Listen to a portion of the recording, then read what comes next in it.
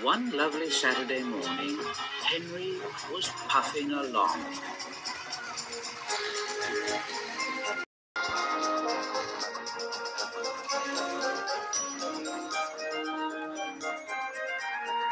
The sun shone, the fields were green, the birds sang. Henry had plenty of steam in his boiler, and he was feeling happy.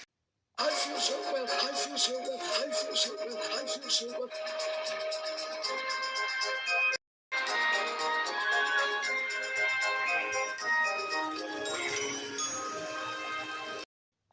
Just ahead, Henry saw some boys on a bridge, and he thought he would whistle to them and say, "Hello." "Hello, boys. Hello. Hello, boys. Ooh, ooh, that hurt." Yes, it did hurt, for the boys didn't wave back at Henry and say, "Hello." No, they dropped stones on him instead.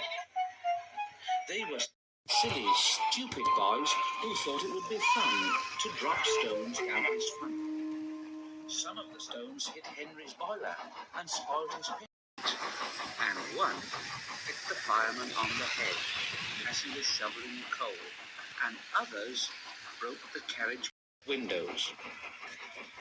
Henry was very upset. "Oh, it's a shame!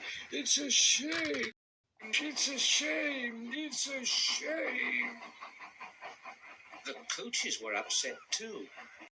"They've broken our glass, they've broken our glass, they've broken our glass, they've broken our glass."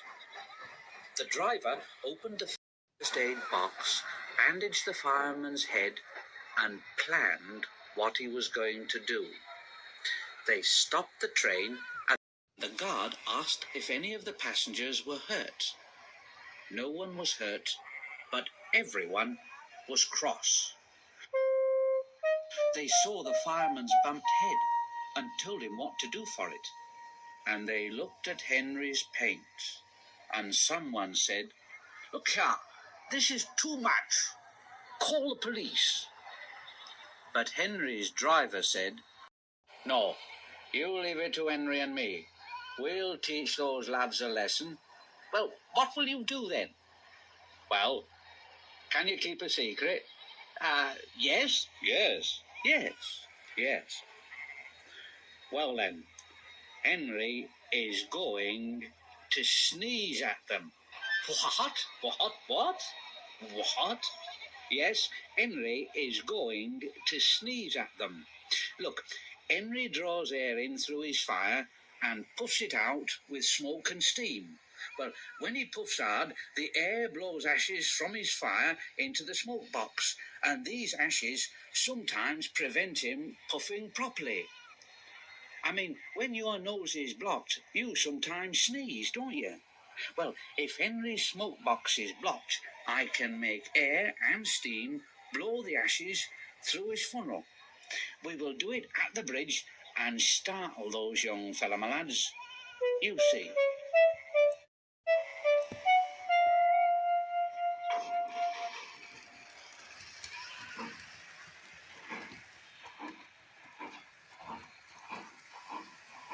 So Henry terminus where he had a rest.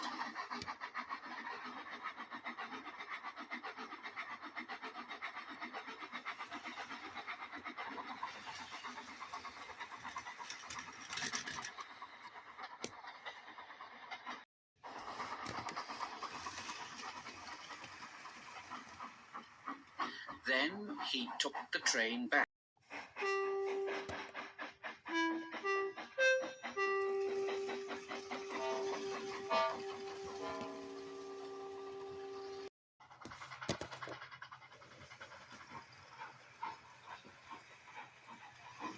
Lots of people were waiting at the station just before the bridge.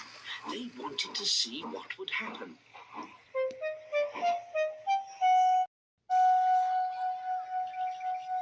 Henry's driver said, "Well, that's all right, Henry.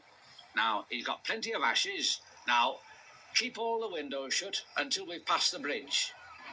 Henry is as excited as we are. Aren't you, old fella? Eh? And he patted Henry's boiler. Henry didn't answer. He was feeling just a bit stuffed up. But he went...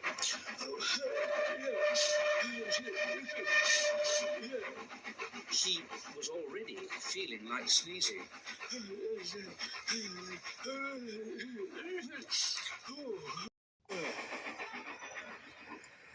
The guard waved his flag and blew his whistle, and they were off.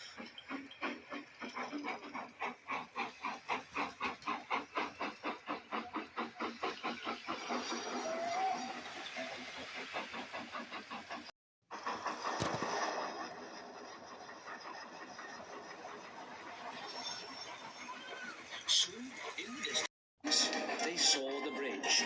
Yes, the boys were there, and they all had stones. Henry's driver said, "Are you ready then, Henry? Now, sneeze hard when I tell you."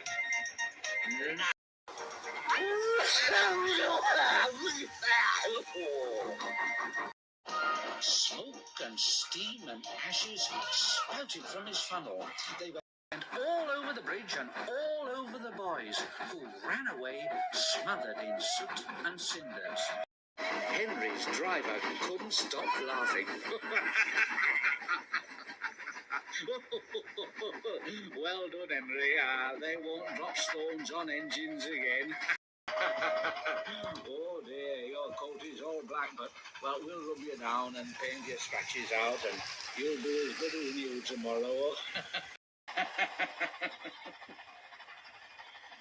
Henry has never again sneezed under a bridge. The Fat Controller doesn't like it. His smoke box is always cleaned in the yard while he's resting. He has now gone under more bridges than he can count, but from then to this,